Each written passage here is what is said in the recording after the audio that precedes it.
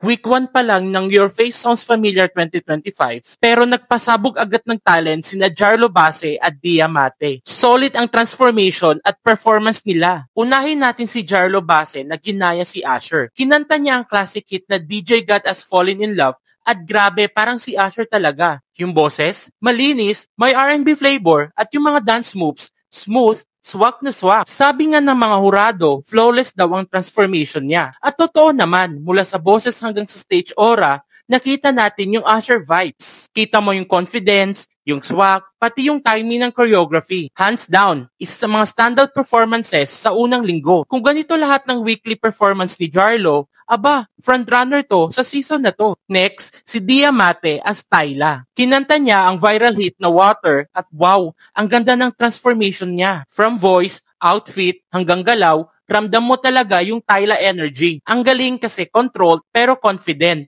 Yung tipong soft pero fierce. Nakakatuwa kasi kahit pageant queen si Dia sa totoong buhay, pinakita niya rito na performer din siya. Sabi nga ng mga netizens, ang ganda niya as Tyla. Pang-international artist talaga siya. Parehong magaling sina Jarlo at Dia pero ibang-iba ang approach nila. Si Jarlo, full energy and stage charisma, habang si Dia naman, elegance and authenticity. Kung baga, si Jarlo, Usher sa concert, si Dia, Tyla sa music video. Nakakatuwang makita kung gaano ka-dedicated ang mga celebrity performers sa show na to. Hindi lang basta gayahan, pinag-aaralan talaga nila ang bawat detalye. Kayo guys, alin sa dalawang performance ang pinaka nagustuhan nyo? Jarlo Base as Usher o Dia Mate as Tyla?